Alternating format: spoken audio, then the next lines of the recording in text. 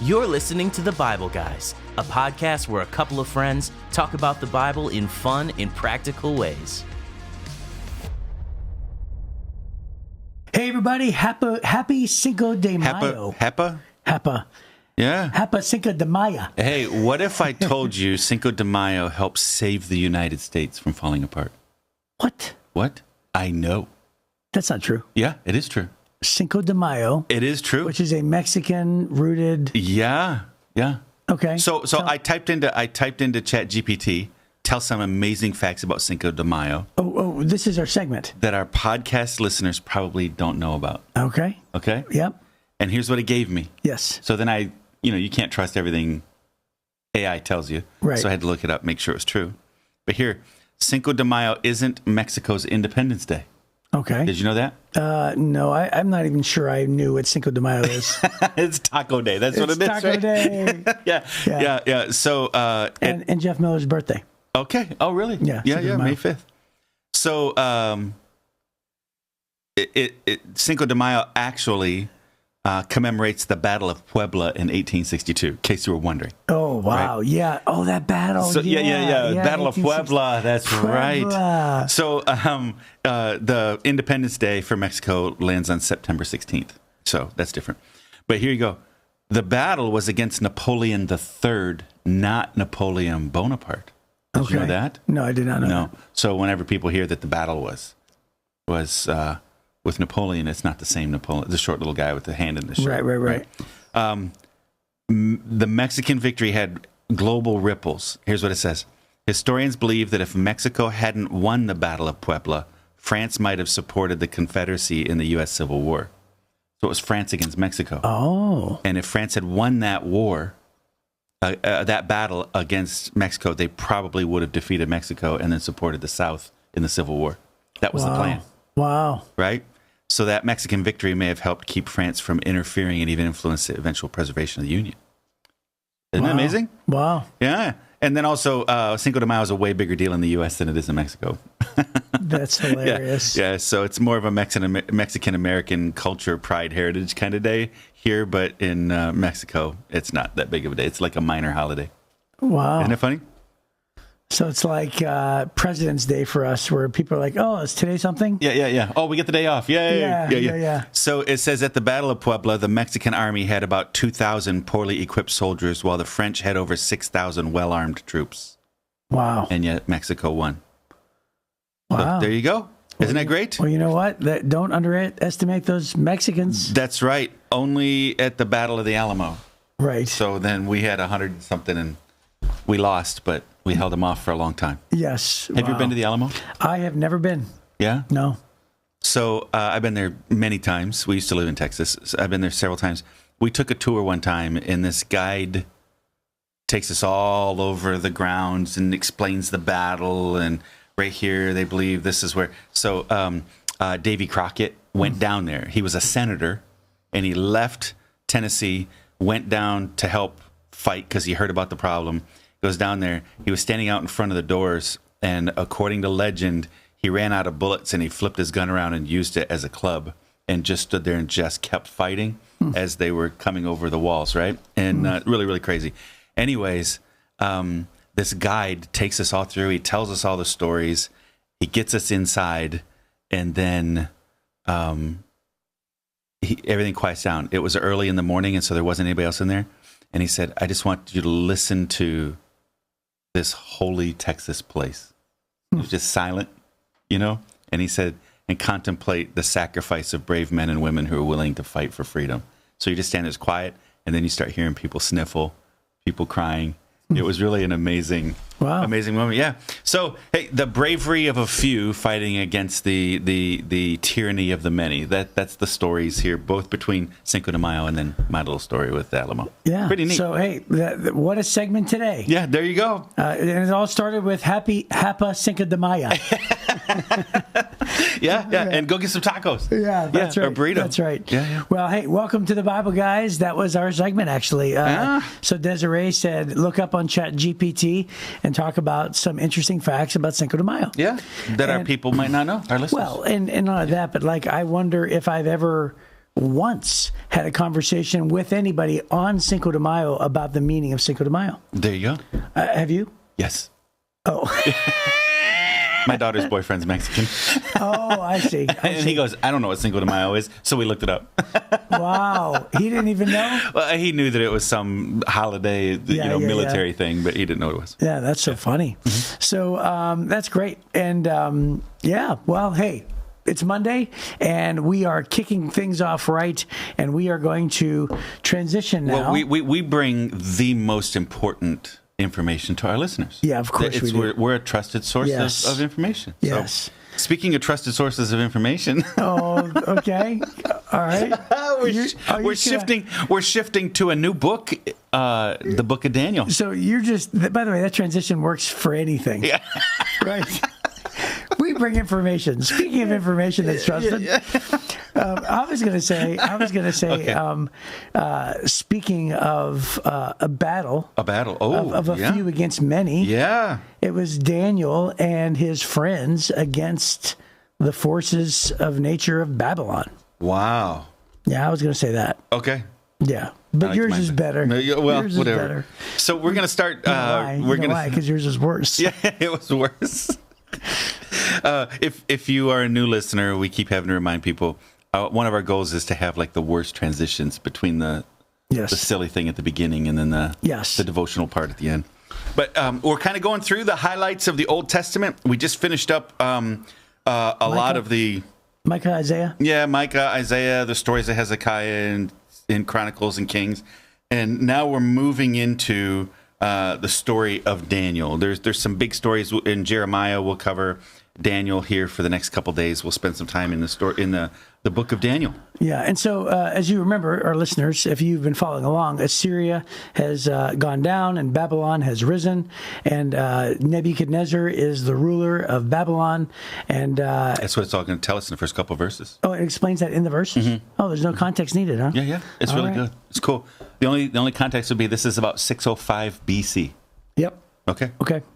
Sounds good. It says, during the third year of King Jehoiakim's reign in Judah, King Nebuchadnezzar of Babylon came to Jerusalem and besieged it. The Lord gave him victory over Jehoiakim of Judah and permitted him to take some of the sacred objects of the temple of God. So Nebuchadnezzar took them back to the land of Babylonia and placed them in the treasure house of his God. Then the king ordered Ashpenaz, his chief of staff, to bring to the palace some of the young men of Judah's royal family and other noble families who had been brought to Babylon as captives. Select only strong, healthy, and good-looking young men, he said. Make sure they are well-versed in every branch of learning, are gifted with knowledge and good judgment, and are suited to serve in the royal palace. Train these young men in the language and literature of Babylon. The king assigned them a daily ration of food and wine from his own kitchens. They were to be trained for 3 years, and then they would enter the royal service. Daniel, Hananiah, Mishael, and Azariah were 4 of the young men chosen, all from the tribe of Judah. The chief of staff renamed them with these Babylonian names. Daniel was called Belteshazzar. Hananiah was called Shadrach. Mishael was called Meshach. And Azariah was called Abednego. Yes. Although everybody wants to say Abednego. Yes, and that's what I just started to say. Yes. Right. Abednego. But Daniel was determined not to defile himself by eating the food and wine given to them by the king. He asked the chief of staff for permission not to eat these unacceptable foods. Now, God had given the chief of staff both respect and affection for Daniel, but he responded, I'm afraid of my lord the king, who has ordered that you eat this food and wine. If you become pale and thin compared to the other youths your age, I'm afraid the king will have me beheaded. Daniel spoke with the attendant who had been appointed by the chief of staff to look over Daniel, Hananiah, Mishael, and Azariah. Please test us for 10 days on a diet of vegetables and water, Daniel said, and at the end of the 10 days, see how we look compared to the other young men who are eating the king's food. And then you make your decision in light of what you see. The attendant agreed to Daniel's suggestion and tested them for 10 days. At the end of 10 days, Daniel and his 3 friends looked healthier and better nourished than the young men who'd been eating the food assigned by the king. So after that, the attendant fed them only vegetables instead of the food and wine provided for the others. God gave these 4 young men an unusual aptitude for understanding every aspect of literature and wisdom, and God gave Daniel the special ability to interpret the meanings of visions and dreams. When the training period ordered by the king was completed, the chief of staff brought all the young men to King Nebuchadnezzar. The king talked with them, and no one impressed him as much as Daniel, Hananiah, Mishael, and Azariah. So they entered the royal service. Whenever the king consulted them in any matter requiring wisdom and balanced judgment, he found them 10 times more capable than any of the magicians and enchanters in his entire kingdom. And Daniel remained in the royal service until the first year of King Cyrus. Wow. Well, there you go. There you go. And I love Daniel. I love the book of Daniel. I love the stories of the book of Daniel. And I love Daniel 1:8. It has been a long time favorite verse of mine. But Daniel was determined not to defile himself by eating the food and the wine that was given him by the king. And it's been speculated that it's because that protein was a sacrifice to a false god, right? Is that what you've heard? That or pork. Pork was a big part of the Babylonian diet. That could have been that too. Yep. But either way, that part is actually a little bit less important. I mean, it's not less important to understand that Daniel had his own convictions, right? Like that part's pretty important. Yeah. But for the reason why he had his convictions is not so important. So it could have been that they, had this meat that was sacrificed to false idols, because the king, was not a believer in the true God. So it could have been that, or it could have been that maybe maybe it was pork. For whatever reason, he had conviction against it. And but the teaching of verse number 8 is something I've always held on to, because Daniel had made up his mind before the situation presented itself. So, it's the King James Version says he purposed in his heart, right? Okay. So it's a really powerful thing to determine in your mind where you're going to draw the line before the situation presents itself. So, you're going to say, hey, I will not do this. I refuse to do this. I will not cross the boundary in any way. And you're going to set your own convictions. You're going to set your own boundaries, and you're going to purpose in your heart or make the decision before the situation happens. And I just love that. I love how Daniel was very intentional about his convictions and how he had drawn the line in the sand in his own heart before anything actually presented itself. It's not as if he made a ruckus when they came and said, here, eat. He's like, no. He made a decision, and then he went to the captain of the guard and he said, I have a request based on my convictions. Yeah. Right? Yeah. So it's very cool. I think it's a touch more elegant if it was a pork or a forbidden food thing. Yeah. Because then he wasn't only just choosing his personal opinions. Right. His convictions were centered on the laws of God. Right. Right. Because there's a slippery slope with a guy like Nebuchadnezzar and, with Daniel and Shadrach, Meshach, and Abednego, in that when you begin to go, well, we're in a foreign land now, and we know what God's laws are, but we don't want to die. God doesn't want us to die. So we'll just have to compromise here and there, which the other elite young men did. All the other guys with them are also from the royal families of Judah. Right. Right? And it doesn't mention that they had their. They did not. As a matter of fact, that they were.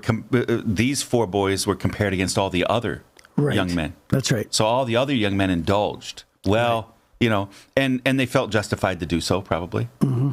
But you have these 4 young men who go, we're not going to compromise what we know is right. And when you begin to receive gifts and embrace the culture of this pagan culture, it's just a slippery slope to become just like them, which we know happens later in the book, because there's going to be a time when these are the only guys that are standing up when everybody else is bowing down, right? Right. So this is I think the beginning that they predetermined in their heart, we are not going to, if there's any possible way, we're not going to compromise our beliefs in God's ways and God's words, right? So that's a part of that. I love the predetermined thing. I think that's really important. I think a lot of young people in particular don't think through why they believe what they believe. Right.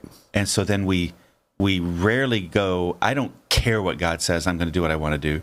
Usually we just do what we want to do because we don't know what God says. Right. Or because we haven't embraced what God says, right? It's not always, a lot of the dumbest things we've done in our lives wasn't full-on rebellion. A lot of it was just either ignorance or I hadn't thought it through and slipped into it and then thought, what did I do, right?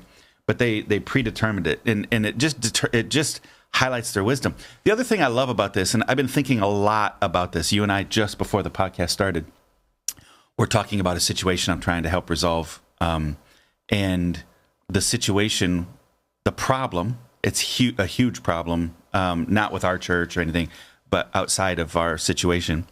And it really centers on a lack of diplomacy. The problems came partly because bad people decided to do bad things, but also otherwise good leaders lacked diplomacy. It's possible to do the right thing the wrong way and get the wrong result, right? Yeah. So if you do the right thing, you know what you did is right, but you did it the wrong way, you're going to get the wrong result, not the right result, even though you did the right thing. Right. And so one of the elements, I'm putting together the framework. It's sort of like Christians who type in all caps. Yeah, it's maybe the right idea, but yeah, now you're screaming online. Yeah, Right. Yeah. So I'm putting together the framework. Maybe you and I can work on it later.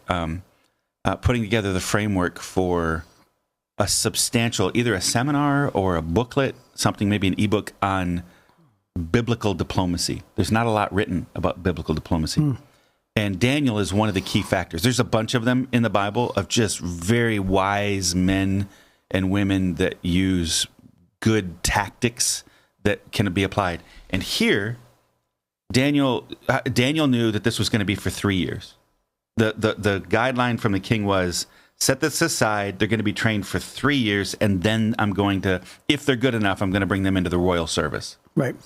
So Daniel knows that we got 3 years on this one. He goes to, what's the guy's name? Ashpenaz, the chief of staff, and says, hey, listen, so we've got this issue. We're not going to eat that food. If there's any way, we're not going to eat it. But if you'd give us this other food, the food that we can eat legally in our law, in our belief system, we'd really appreciate it, and we won't cause you any more trouble. And Ashpenaz goes, dude, I'm going to get killed if you have to be sharp looking and better than everybody else. And he goes, okay, then just test us for 10 days. So what he found was this really good, elegant solution. And if it worked out, it was going to be a win-win for both. Yeah. And then he said, just test it. And so he was working for the win-win. It turned out that they were better. And so Ashpenaz wins because he has these 4 elite guys. Daniel, Shadrach, Meshach, and Abednego win. So taking the time, Daniel did not just fight it going, no, we won't do it. Do whatever you're going to do to us. Daniel also was solution-oriented, offering an elegant solution that if it worked out in this test, then Ashpenaz was going to be a winner too. Yeah. And then, and so this idea of biblical diplomacy, one of those is working for a win-win. And I forgot the other one that I was going to say. I said them both. Hey, so do you believe that this was a miracle of sorts, like a God or like a God blessed kind of a challenge? Because after all, Ashpenaz said, well, we all know what's going to happen if you only eat vegetables. If you only eat vegetables, you're going to look pale and weak. And then Daniel, because of his conviction and his belief and because of God's law, says, I'll tell you what, let's throw out a challenge. And so it's safe to assume that, because, it doesn't have to be this way, but I view it this way. It's safe to assume that God did this. God caused them to look fairer and stronger and healthier. That God showed up. In other words, this wasn't it wasn't merely a practical solution. It was I know God wants us not to partake in this food. Like, this is a God thing. And guess what? God's going to take care of us. God will make us look healthier. Yeah, well, God adds his super to our natural. Right. So they did the right thing. Now, I can tell you, if you're eating a fatty, less than stellar diet, like a king would eat. Right. Versus somebody deciding to eat, a really good, healthy thing. But we don't know. It could have been that the king was very keen on lean protein. Yeah, I don't know that that's what it hints at. It does say... No, it doesn't hint at anything. Right. It hints at the fact that they chose vegetables. Yes. Right, which means they chose a really healthy meal. And so what I'm asking is, do you believe, have you always viewed it as, and again, I didn't view it as a supernatural thing. Oh, yeah, but when we get to heaven, this is one of the things I'm going to ask God. Because, we're going to have some time to talk, right? Yeah. We're going to have some time to find out. So supernatural, it depends. Are you saying this was a miracle and this wouldn't normally have happened, but it happened there? I don't believe that. Do I think that God blessed them for choosing to do the right thing? Yes. Well, those are the same things. Well, no, because I think if you decided to do the same thing, I think God would bless you too. So I don't know that it needs to be this walking on water kind of a miracle. No. It's just I'm not saying it's like a natural result of doing the right thing. I'm not saying it's a fiery furnace moment, but I am saying that they did step out of the fiery furnace. He's going to be in the lion's den. Yeah. These are people who are saying, I will not do this thing. I won't bow down. Yeah. I won't shut the doors. I'm going to open my windows. I'm not going to stop praying. And I won't eat the that's going to defile me, which is an indication against the laws of God. Yeah. Which means, in my opinion, I think this is in the same category.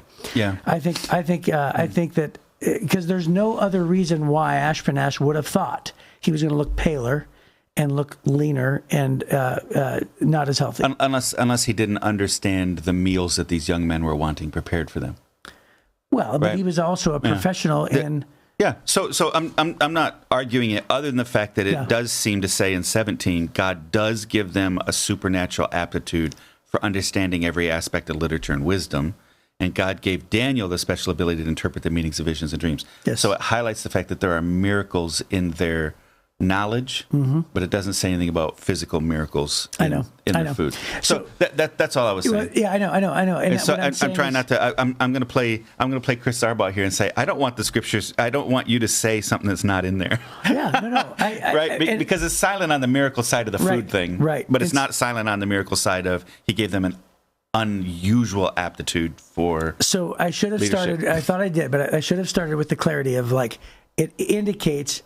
In no way does it indicate that it's just practical and like scientific and nutritional or miraculous. Yeah. In no way does it indicate that. Yeah. And so there is, there's the Daniel diet, right? And there's all these different things where people are like, look, there's proof right here. See, if you eat this way, that's the way it's better, right? And that makes me chuckle inside. Oh, sure. Because I'm like, oh yeah, and all you got to do is just step into a furnace and you won't smell like smoke either, right? So it's like. Well, one is articulated as a miracle, and the other one is not articulated as a miracle. Yes, that is correct. Right. That is correct. So the bigger picture here, quite honestly, and that's a fun little debate. I like that kind of stuff, right? Yes. Right. And this is I was just asking for fun. A couple of preachers nerding out on on the details of everything. But the bigger picture is they determined in their heart that they weren't going to. And I think it's easier. There's a note here. It's easier to resist temptation if you've thought through your convictions about the temptation before it arises. Daniel and his friends made their decision to be faithful to the laws of God before they were faced with the king's delicacies. So they did not hesitate to stick with their convictions. That's another reason I think it was bad food, is because it's a delicacy kind of a thing. Anyways, we will get into trouble if we have not previously decided where to draw the line. Before such situations arise, decide on your commitments and what you will do. And then when temptation comes, you'll be ready to say no. It's far easier to say no to a thing that you've already predetermined is going to be a no. Yeah. I try to predetermine my decisions. You know, I say that all the time. Duties never conflict. Right. Say it all the time. My wife hates it when I say that, but it's true. I have a series of priorities in my life that I've determined God is first and God's ways are first. My wife is second. My family is third. My church is fourth. And then within there, my responsibilities within the church, my various team leaders and things, and then my work with TTI, and I can kind of just spell it down from there. And so duties never conflict. If I have one that goes against the other, it's easy to make a decision then because it's a predetermined thing. There's always one thing that's more important than the other thing. And so while it feels conflicting to me, boy, those are both important to me, I've already determined one is more important than the other. Right. And so it's way easier to make the decision. I don't lose sleep over those decisions because I know, all right, I've predetermined, I have a set of priorities and I have to go with my priorities because I can't do everything. Right. And I think that's what they did there is they decided God's way was their priority, and it made it way easier for them to make a decision. Whereas all the other young men hadn't really thought those things through, and they wound up going the king's way. Well, and they wound up adopting the culture. Well, hey, I can't wait to dive into the rest of Daniel. And thanks for joining with us. And hopefully we'll see you tomorrow on the Bible Guys.